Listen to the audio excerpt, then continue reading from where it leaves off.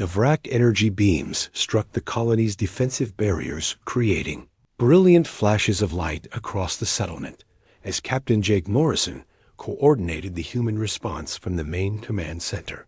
His enhanced cognitive abilities allowed him to process tactical information at incredible speed, while Dr. Miller and the other infected humans used their knowledge of Vrak technology to guide the defense. Captain, their weapons are designed to disable rather than destroy, Tom Bradley announced while monitoring the enemy attack patterns. The Vrak want to preserve the infrastructure for their occupation forces. Lieutenant Alex Carter was directing defensive fire from multiple positions around the colony perimeter. Their mistake gives us an advantage. We can respond with full power while they hold back. Dr. Lisa Bennett continued broadcasting the neural liberation frequency toward the Vrak ships while monitoring its effects on the alien vessels. I am detecting disruption in their control systems. The frequency appears to be interfering with their ability to coordinate fleet movements. Jake watched the tactical displays as the 5 Vrak ships began showing erratic flight patterns. Their formation broke apart as individual vessels started moving independently rather than as a unified fleet. The neural enhancement treatment allowed him to recognize the opportunity immediately. Susan focused all available power on the lead ship. Jake ordered, "If we can disable their command vessel, the others may retreat." Susan Walsh worked at the modified communication array with enhanced precision, while her infected mind processed Vrak technical specifications, redirecting the liberation frequency into a concentrated beam. The parasitic organisms in their ship computers should overload within minutes. The largest Vrak vessel suddenly stopped firing and began spinning slowly as its control systems failed. Energy discharges flickered across its hull, and the ship's formation lights went dark. Jake could see smaller explosions occurring throughout the vessel as internal systems overloaded. "Direct hit," Alex reported with satisfaction. "The command ship is drifting without power, but the victory was short-lived as the remaining 4 Vrak ships responded with increased aggression. Energy beams began striking the colony with greater intensity, and Jake realized they had decided to abandon their capture mission in favor of destroying the human settlement. All defensive positions returned fire with maximum intensity. Jake commanded through the enhanced communication system the colony's modified weapons. Systems began firing back at the Vrak fleet using technology upgrades that the infected humans had developed. The enhanced weapons were far more powerful than standard human military equipment, and Jake watched with amazement as their attacks actually damaged the alien vessels. Dr. Miller looked up from his workstation with urgent news. "Captain, the Vrak are preparing to land ground forces at the Zephyrian city. They have given up on controlling the population and now plan to establish a military base." Jake's enhanced mind immediately understood the implications. If they secure a foothold on the planet, they can call for reinforcements and eventually overwhelm us through numbers. High Administrator Keth's voice came through the communication system from the Zephyrian city. "Human allies, we can see Vrak transport vessels approaching our location. Our people are ready to fight, but we have limited defensive capabilities." Jake made a decision that would have seemed impossible before his neural enhancement. "Alex, take half our defensive team and the infected humans to assist the Zephyrians. I will coordinate the orbital battle from here." "Captain, that will leave the colony vulnerable," Alex protested. "The real battle is going to be on the ground," Jake replied. "If the Vrak establish a base, we lose regardless of what happens to the colony." Alex gathered his team, including Tom Bradley and Susan Walsh, while Dr. Miller remained with Jake to coordinate technical support. The group departed in the colony's transport vehicles, heading toward the Zephyrian city at maximum speed. "Lisa, how are our orbital defenses holding up?" Jake asked while monitoring multiple data streams simultaneously. "The modified communication array is keeping 2 of the Vrak ships disabled," she replied. but the remaining vessels are adapting to our frequency attacks. They will likely resume full effectiveness within the hour. Jake watched the tactical displays showing Vrak ground forces landing near the Zephyrian city. The alien troops moved with mechanical precision that reminded him of the infected Zephyrians. Before their liberation, the Vrak appeared to be a collective intelligence that operated through shared consciousness rather than individual decision-making. "Miller, can we exploit their collective nature as a weakness?" Jake asked. "Yes, Captain," Miller replied while his enhanced mind processed the tactical situation. Their shared consciousness makes them efficient, but also predictable. They have difficulty adapting to unexpected tactics because individual creativity is suppressed in favor of group coordination. Jake's enhanced cognitive abilities allowed him to develop a complex battle plan in seconds. Contact Alex and tell him to use irregular tactics, random movements, unpredictable attacks, and anything that breaks standard military patterns. The battle at the Zephyrian city was visible through long-range sensors as Alex's team engaged the Vrak ground forces using the chaotic fighting style that Jake had suggested. The alien troops appeared confused by the human tactics, and their formation began to break down as they struggled to respond to unpredictable attacks. "Captain, the Vrak ships are regaining control of their systems," Beth Williams announced. "They are preparing for another orbital bombardment." Jake realized they needed a decisive action to end the battle before the Vrak could reorganize their forces. "Miller, is there a way to use their own collective consciousness against them?" "Perhaps," Miller replied with growing excitement. "If we can overload their shared mental network, it might disable their entire force simultaneously." "How do we do that?" Jake asked. "We broadcast pure human emotional complexity directly into their consciousness," Miller explained. "Human feelings and thoughts are chaotic compared to their ordered collective mind. The psychological shock might be enough to disrupt their neural connections." Lisa looked up from her equipment with understanding. "We use the infected humans as transmitters. Their enhanced brains can project human consciousness through the same frequencies the Vrak use for control." Jake saw the possibility immediately. "Miller, can you and the others handle that kind of mental transmission?" "We will have to, Captain," Miller replied. "It is our best chance to save both species on this planet." The infected humans throughout the colony began linking their enhanced minds together, creating a network of human consciousness that was unlike anything the Vrak had encountered. Jake could feel the mental energy building as emotions, memories, and thoughts from hundreds of humans began flowing through the communication array. "Broadcasting human consciousness on all Vrak frequencies," Lisa announced. The effect on the alien forces was immediate and dramatic. The Vrak ships in orbit suddenly stopped their attack and began drifting as their crews struggled with the overwhelming flood of human emotions and chaotic thoughts. On the ground near the Zephyrian city, the alien troops collapsed as their collective consciousness was disrupted by the incomprehensible complexity of human mental activity. "Captain, all Vrak forces have stopped responding," Alex reported from the battlefield. "Their troops are unconscious, and their ships appear to be powerless." Jake watched the tactical displays showing the complete collapse of the Vrak attack force.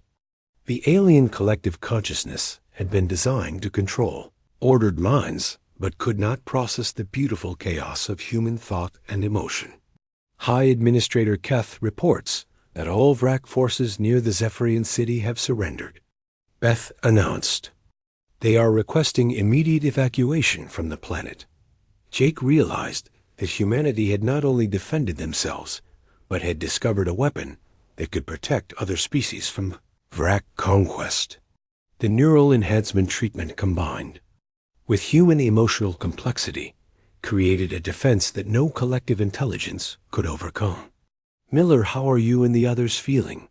Jake asked with concern for his infected team members. "Better than ever, Captain," Miller replied with a genuine human smile. The parasitic organisms are still present, but they no longer attempt to control us. Instead, they seem to be learning from human consciousness. Dr. Lisa Bennett made a remarkable discovery as she examined the infected humans. Captain, the organisms have stopped trying to establish control networks. They appear to be evolving into symbiotic relationships that enhance human abilities without compromising our independence. Jake looked around at his team of enhanced humans and liberated Zephyrians working together to secure the planet. Contact Earth Command and inform them that Kepler 442b is secure. Also tell them we have developed new defensive technologies that could protect human space from collective intelligence threats. The Vrak fleet departed within hours, leaving behind a planet where two species had learned to work together more effectively than ever before. The crisis had transformed both humans and Zephyrians, creating bonds that would strengthen both civilizations for generations to come. Dea Lisa Bennett worked alongside Dr. Miller and the other infected humans in the colony's main laboratory, while Captain Jake Morrison coordinated defensive preparations throughout the settlement. The infected humans had been released from isolation, and their enhanced cognitive abilities were proving invaluable in understanding Vrak technology and tactics. The Vrak ships use a centralized control system that relies on the neural networks they create in conquered populations. Dr. Miller explained while his fingers moved across computer interfaces with inhuman speed and precision. They expect their biological weapons to have created obedient servants ready to assist with planetary occupation. Susan Walsh, who had been one of the infected agricultural workers, was now demonstrating remarkable technical knowledge as she modified the colony's communication systems. We can use their own control frequencies against them by broadcasting signals that will overload their parasitic organisms. Lieutenant Alex Carter watched the infected humans work with mixture of fascination and concern. How do we know this is not exactly what the Vrak want us to do? Tom Bradley looked up from the weapon systems he was upgrading with Vrak technology, information flowing through his enhanced mind. Lieutenant, we understand your suspicion, but consider this. If the Vrak wanted us to modify our defenses, they would not have needed to infect us with organisms that failed to control our minds. Jake studied the tactical displays showing the approaching alien fleet. 5 large vessels were moving steadily toward Kepler 442b and would arrive within 12 hours. The ships were massive compared to human vessels and appeared to be designed for planetary occupation rather than exploration. Lisa, what is the status of our countermeasure development? Jake asked. She turned from a complex array of medical and technical equipment that the infected humans had helped her assemble. Captain, we have developed a treatment that amplifies a natural human neural complexity that resists Vrak control. The enhanced brain activity should allow uninfected humans to think and react faster than the Vrak expect. Will it work on the Zephyrians as well? Jake asked. Dr. Miller paused in his work to answer.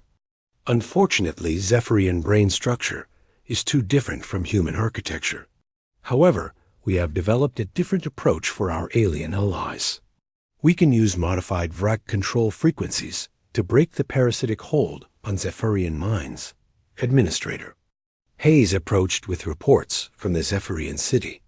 High Administrator Keth confirms that all infected Zephyrians are now moving in coordinated groups toward launch facilities. They appear to be preparing to assist the arriving Vrak fleet. Alex checked his security readings. Captain, we have movement detected in our perimeter again. The infected Zephyrians are returning. Through the main viewport, they could see dozens of Zephyrian figures emerging from the forest. Unlike their previous synchronized movements, these aliens were carrying equipment and appeared to be setting up some kind of installation at the edge of the cleared area around the colony. They are building a landing beacon for the Vrak ships, Susan Walsh announced after studying the construction through enhanced surveillance systems. The beacon will guide the fleet directly to our location, Jake realized they were running out of time. How long before our countermeasures are ready? The neural enhancement treatment is complete, Lisa replied. We can begin administering it to all uninfected personnel immediately. The Zephyrian liberation frequency will be ready within 2 hours. Begin the treatments now, Jake ordered. Alex, coordinate with the infected team members to identify the best defensive positions around the colony. Over the next several hours, the uninfected humans received Lisa's neural enhancement treatment through simple injections. Jake was among the first to receive the medication, and within minutes he could feel his thoughts becoming clearer and faster. Colors appeared more vivid, and he could process multiple information streams simultaneously without confusion.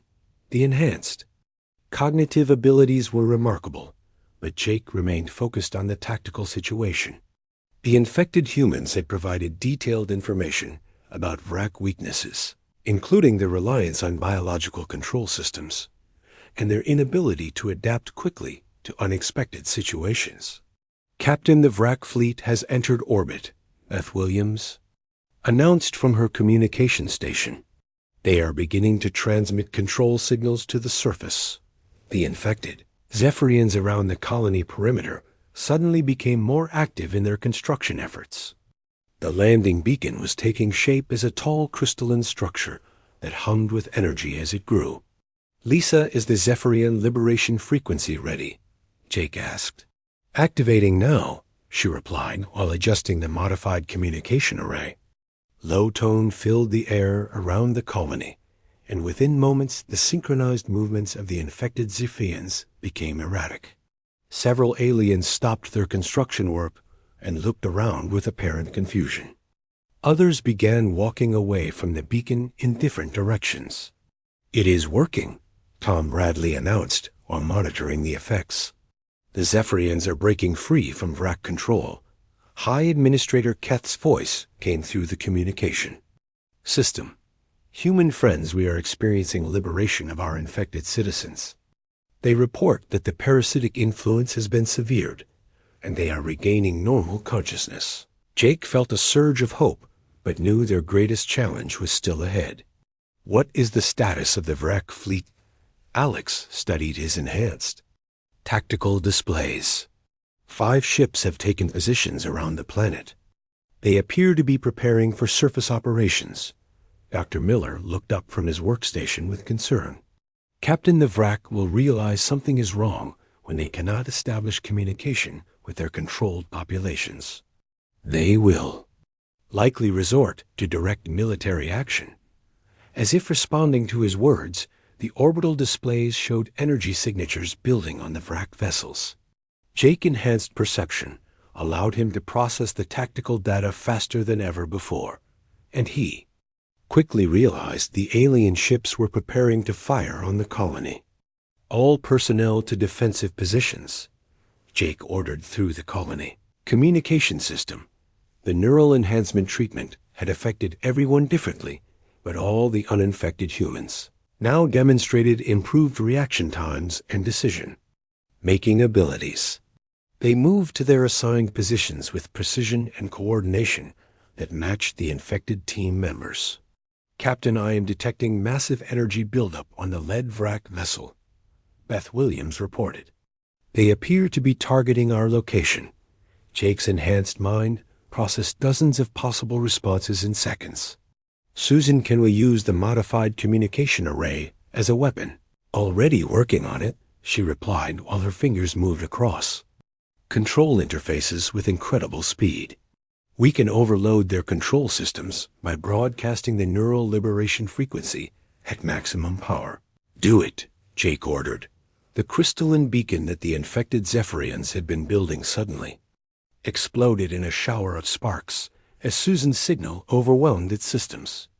The energy pulse spread outward, and Jake could see similar explosions occurring around the Zephyrian city as other VRAC installations failed. Captain, we have incoming transmission from the VRAC fleet, Beth announced. Put it through, Jake replied. N. Alien voice filled the communication system, speaking in heavily accented but understandable human language. Humans of Kepler 442b, you have interfered with VRAC expansion operations. Surrender immediately or face destruction. Jake looked at his team of enhanced humans and infected allies working together with remarkable efficiency. This is Captain Jake Morrison, representing the human colony. We reject your demand for surrender. This world is under our protection. You cannot resist VRAC military power with your primitive technology. The alien voice replied. Dr. Miller smiled as he continued working on defensive modifications. Captain, they are about to learn that human ingenuity, combined with their own technology, creates possibilities they never considered. The first VRAC attack began with energy beams striking the colony's outer defenses, but Jake and his enhanced team were ready to fight back using weapons and tactics that would surprise their alien enemies. Captain Jake Morrison stood at the colony's main defensive position, watching the infected Zephyrians approach through the forest. Their movements were eerily synchronized as they walked in perfect formation toward the human settlement. Lieutenant Alex Carter had positioned security teams at key points around the perimeter, but Jake knew their small force would be overwhelmed if the infected beings became violent. Captain, I am receiving a priority transmission from Earth Command. Communications Officer Beth Williams announced from her portable station. Put it through, Jake replied while keeping his eyes on the approaching figures. Admiral, Patricia Stone's voice crackled through the communication system. Captain Morrison, we have reviewed your reports and are treating this as a potential first contact scenario with hostile intentions. A fleet is being dispatched, but will not arrive for 6 days. You are authorized to use any means necessary to contain the situation. Jake felt the weight of command settling heavily on his shoulders. 6 days was an eternity, given how quickly the infection was spreading. Understood, Admiral. We will maintain position and continue research into countermeasures. Dr. Lisa Bennett rushed up to Jake, carrying her medical scanner and a tablet full of new data. Captain, I have made a breakthrough. The infection affects humans and Zephyrians differently due to our brain structure variations. Explain quickly, Jake said as he watched the infected beings stop at the edge of the cleared area around the colony. Human neural pathways are far more complex than Zephyrian ones, Lisa continued. We have emotional processing systems that developed over millions of years of social evolution. The parasites can infect us, but they struggle to fully control human brains because of this complexity. Alex joined them after checking the defensive positions. What does that mean practically? It means humans retain more of their original personality and decision-making ability, even when infected, Lisa explained. Look at Dr. Miller and the others. They show symptoms, but they are not displaying the same coordinated behavior as the Zephyrians. Jake turned to study the 3 infected humans through the medical facility windows. Lisa was right. While they appeared agitated and showed behavioral changes, they were not moving in the synchronized manner of the infected Zephyrians outside. The human brain fights back against the parasitic control, Lisa continued. Our emotional complexity creates too much neural interference for the organisms to establish complete dominance. Administrator Hayes approached with more concerning news. Captain, the infected Zephyrians have stopped advancing, but they appear to be waiting for something. They have formed a semicircle around our perimeter and have been standing motionless for the past hour. Jake studied the alien figures through his binoculars. They stood perfectly still, like statues positioned at exact intervals around the colony. Their dark eyes seemed to be focused on the human settlement, but showed no expression or individual awareness. Lisa, can you determine what they might be waiting for? Jake asked. Before she could answer, her medical scanner began emitting urgent warning signals. Captain, I am detecting massive increases in neural activity from all infected individuals, both human and Zephyrian. Something is about to happen. The scanner's display showed brain wave patterns that were spiking far beyond normal levels. The infected humans in the medical facility had stopped their restless movements and were now standing at their windows, looking directly toward the forest where the infected Zephyrians waited. All personnel to battle stations, Jake ordered through the colony communication system. Suddenly, the infected Zephyrians began moving again, but not toward the colony. Instead, they turned and started walking back into the forest in their synchronized formation. Within minutes, they had disappeared completely into the dense vegetation. "What just happened?" Alex asked while monitoring security readings. Lisa was studying her scanner with intense concentration.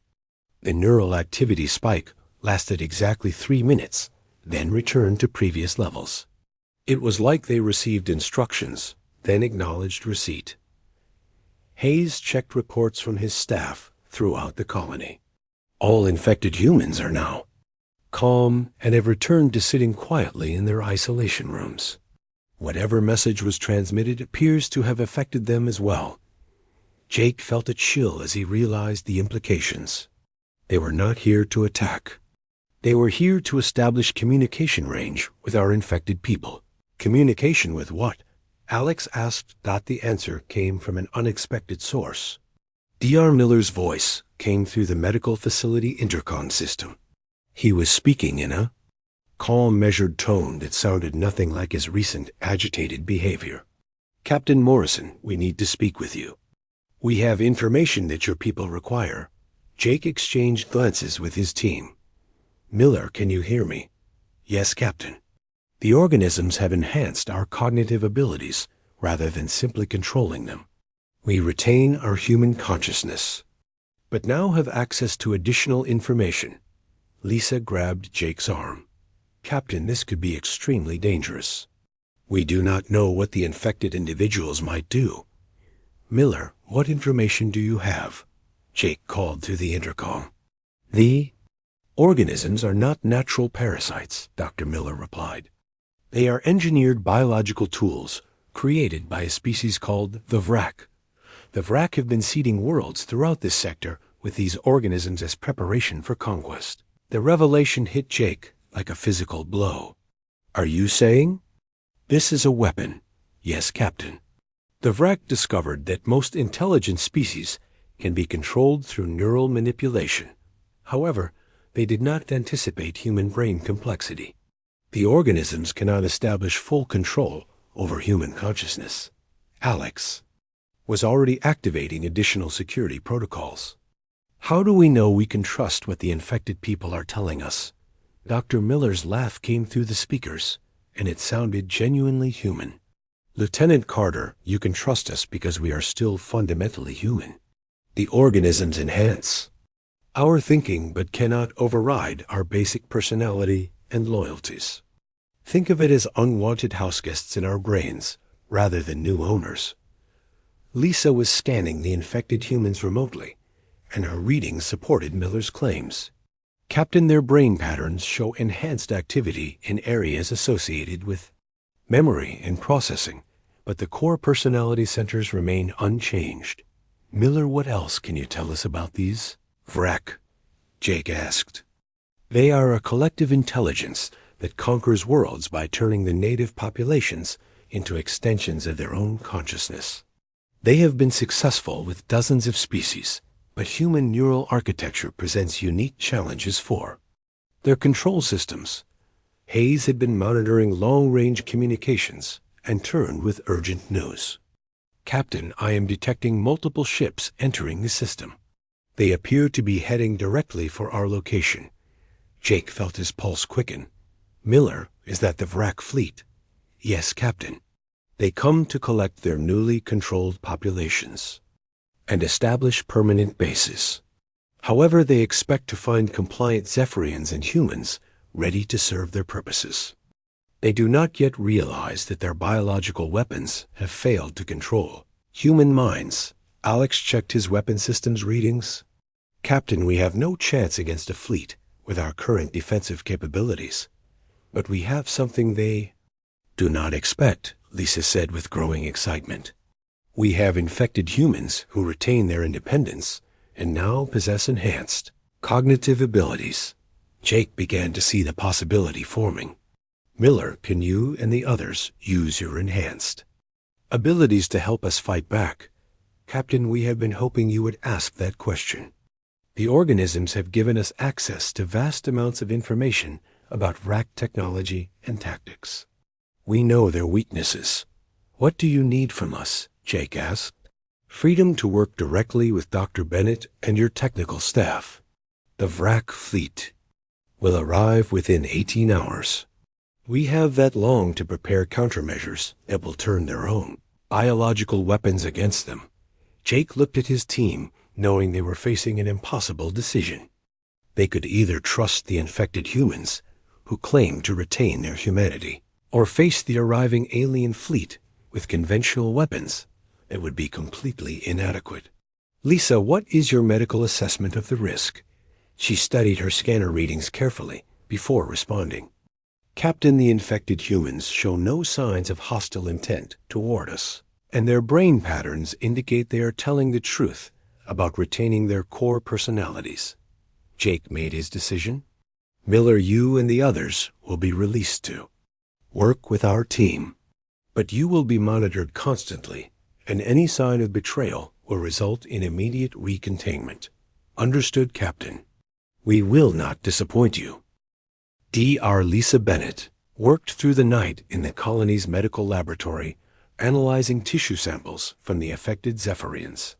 Her microscopic equipment revealed disturbing images of tiny organisms threading through neural pathways like parasitic forms. The creatures were unlike anything in the scientific databases and appeared to be actively modifying brain chemistry in their hosts. Captain Jake Morrison found her still at the microscope when he arrived at dawn with coffee and fresh reports from the night shift. Any progress, Lisa? She looked up with tired eyes and gestured toward the display screen showing magnified images of the parasites. These organisms are incredibly sophisticated, Jake. They are not just random infections, but appear to be systematically targeting specific areas of the brain that control emotional regulation and impulse control. Jake studied the images of the worm-like creatures moving through what appeared to be brain tissue. Are they killing the brain cells? No, that is what makes this so strange, Lisa replied while switching to a different slide. They seem to be enhancing certain neural pathways while blocking others. The hosts are not dying, but their personalities are being fundamentally altered. A communication device buzzed, and Administrator Hayes' voice came through with urgent news. Dr. Bennett, Captain Morrison, please report to the main conference room immediately. We have a situation. They hurried through the colony corridors and found Hayes pacing nervously in the conference room. Lieutenant Alex Carter was already there, reviewing security footage on a large display screen. The images showed the agricultural fields where several figures could be seen moving in erratic patterns. 3 more Zephyrians became symptomatic overnight, Hayes reported. But more concerning is what happened with our human workers. Dr. Miller and 2 agricultural specialists, who have been working closely with the affected Zephyrians, are now showing clear signs of infection. Alex turned from the screen. I have been reviewing the security recordings from the past week. The infection appears to spread through close physical contact. Extended conversation proximity seems to be enough for transmission. Lisa felt her stomach tighten. Show me the affected humans immediately. Hayes led them to another section of the medical wing, where 3 humans sat in isolation rooms. Dr. Miller was a middle-aged man who normally displayed calm professional demeanor, but now appeared agitated and kept standing up and sitting down repeatedly. The 2 agricultural workers, Tom Bradley and Susan Walsh, were exhibiting similar restless behavior. When did their symptoms begin? Lisa asked while scanning them through the viewing windows. Tom started complaining of headaches yesterday evening, Hayes explained. By this morning, all 3 were showing mood changes and difficulty concentrating on their work assignments. Susan actually threw her research tablet across the room. During a routine meeting, Jake watched the 3 humans with growing concern. Susan Walsh was normally one of the most patient and methodical workers in the colony, but now she was pacing like a caged animal. Her movements had the same jerky, unpredictable quality they had observed in Zara.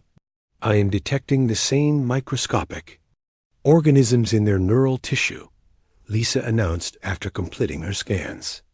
The parasites appeared to adapt quickly to different host species. Alex checked his security reports. Captain, we may have a bigger problem. I have been tracking movement patterns, and at least 12 other colonists have had significant contact with either the infected Zephyrians or our newly infected humans. The implications hit Jake immediately. If the infection continued spreading at this rate, the entire colony could be affected within days. Implement full quarantine protocols immediately. No one enters or leaves the colony without medical clearance. Hayes activated the colony-wide communication system. Attention all residents, this is Administrator Hayes. Due to a medical emergency, we are implementing immediate isolation procedures. All personnel must report to designated areas for health screening. This is not a drill. Over the next several hours, Lisa worked frantically to understand how the parasites operated, while Jake and Alex organized the quarantine procedures. The colony's population of nearly 300 humans had to be separated into groups based on their exposure levels to the infected individuals. The Zephyrian situation was becoming more complex as well. Their city on the southern continent had been contacted, and their medical experts were baffled by the condition affecting their people. Zephyrian physiology normally prevented the kind of behavioral changes they were witnessing. Lisa, you need to see this. Alex called from the main laboratory where he had been reviewing additional security footage. The screen showed Zara in her isolation room, but her behavior had changed dramatically. Instead of the restless pacing, she was now sitting motionless, staring at the wall with an expression of intense concentration.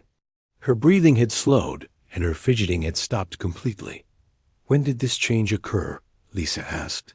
About 2 hours ago, Alex replied. All the infected individuals, both human and Zephyrian, have entered this same state of apparent focus. Hayes joined them at the screen, looking worried. Is this a good sign or a bad one? Before anyone could answer, the communication system crackled with an incoming message from the Zephyrian city. The voice belonged to High Administrator Keth, who served as the leader of the Zephyrian colony. Human friends, we have disturbing news to report. Our infected citizens have begun displaying coordinated behavior patterns. They appear to be attempting to leave our city and travel toward your location. We have had to implement physical barriers to prevent their departure. Jake felt ice form in his stomach. Coordinated behavior. Yes, Keth continued. They move as if following shared instructions, though they do not appear to be communicating with each other. Our medical experts believe the organisms affecting them may be exerting direct control over their actions. Lisa rushed back to her microscope and began examining fresh tissue samples. What she found made her call Jake and Alex over immediately. Look at this. The parasites in the most recent samples have formed network-like connections between brain cells. They are not just modifying behavior anymore, but appear to be creating new neural pathways. The organisms in the images look different from the earlier samples. Instead of individual worm-like creatures, they now appeared as interconnected webs spreading throughout the brain tissue.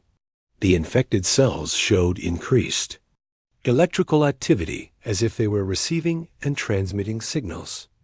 Are you saying these things are turning our people into some kind of network? Alex asked.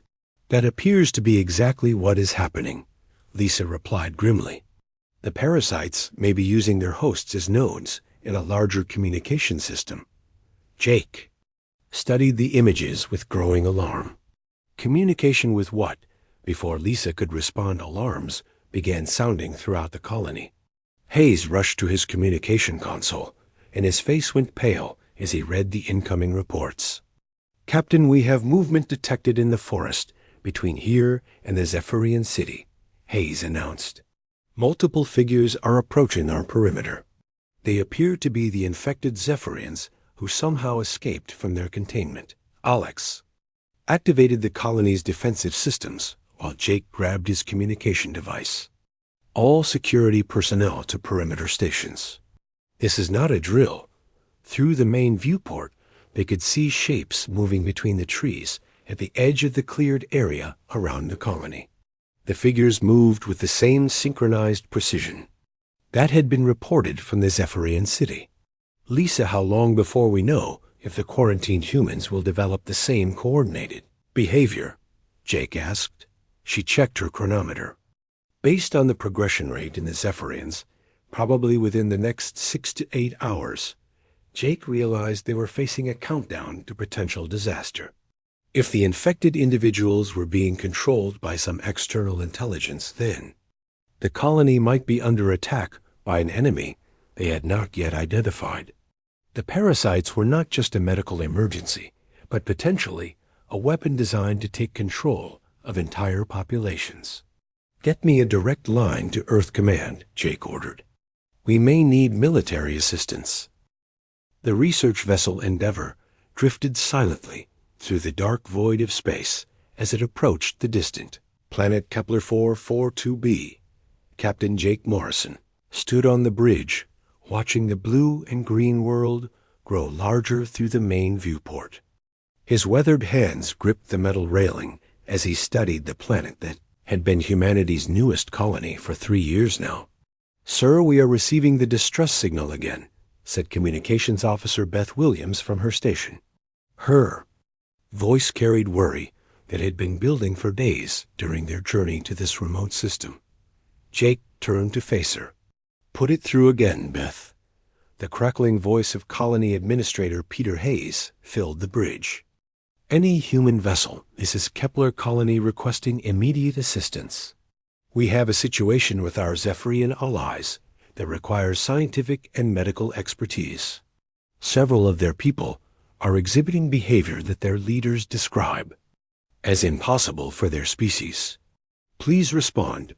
Jake had heard this message dozens of times during their week-long journey, but it still puzzled him. The Zephyrians were known throughout human space as one of the most logical and controlled alien species ever encountered. They made decisions based purely on reason and showed little emotion, even in dangerous situations. For them to describe any behavior as impossible meant something truly strange was happening. "Dr. Bennett to the bridge, please." Jake spoke into his communication device. Dr. Lisa Bennett arrived within minutes, carrying her medical scanner and a thick folder of research notes. She was the ship's chief xenobiologist and had worked with Zephyrians before during first contact missions 5 years ago. Her knowledge of alien physiology made her invaluable for this type of mission. "Captain, I have been reviewing everything we know about Zephyrian biology," she said as she approached. "Their brain structure is remarkably different from humans. They have what we call compartmentalized thinking, where logic and emotion are completely separate systems. They can literally turn off emotional responses when making decisions. And that is what makes the situation so unusual," added Lieutenant Alex Carter as he joined them on the bridge. He was the ship's security chief and had studied alien cultures extensively during his military training. Zephyrians simply do not act on impulse or show uncontrolled behavior. It goes against their fundamental nature. Jake nodded thoughtfully. "What do we know about the specific symptoms they mentioned in their earlier transmissions?" Lisa opened her folder and pulled out several reports. According to Colony Administrator Hayes, the affected Zephyrians are showing increased aggression, emotional outbursts, and what he describes as loss of inhibitions. They are making decisions based on immediate desires rather than logical analysis. "How many are affected?" asked Alex. "At last count 17 Zephyrians out of their population of about 200, Lisa replied. "But the number has been increasing steadily over the past 2 weeks. The ship's computer announced their arrival at Kepler 442b. Jake watched as the planet filled their view, showing the small human settlement on the northern continent, surrounded by vast forests and oceans. The Zephyrian city could be seen on the southern continent, connected to the human colony by regular transport flights. "Take us down to the colony landing pad," Jake ordered the pilot dot as the Endeavor descended through the atmosphere. Jake felt the familiar weight of responsibility settling on his shoulders. Whatever was happening to the Zephyrians could potentially affect human colonists as well. The two species had been working closely together on various projects, including agricultural development and mineral extraction. The landing was smooth, and within an hour, Jake, Lisa, and Alex were walking through the corridors of the main colony building. Administrator Hayes met them at the entrance, looking tired and stressed. He was a tall, thin man in his 40s, who had been running the colony since its establishment. "Captain Morrison, thank you for coming so quickly," Hayes said, shaking Jake's hand firmly. "The situation has gotten worse since we sent that message. We now have 23 affected Zephyrians, and I'm starting to see some concerning behavior. Changes in a few of our human staff members who work closely with them." This news made everyone stop walking. Lisa immediately pulled out her medical scanner. "What kind of behavior changes in the humans?" "Mild at first," Hayes explained as they continued toward his office.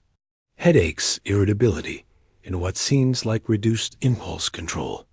Nothing as dramatic as what we are seeing in the Zephyrians, but definitely noticeable changes from their normal personalities." Alex's hand instinctively moved toward his weapon. "Are we looking at some kind of contagious condition?"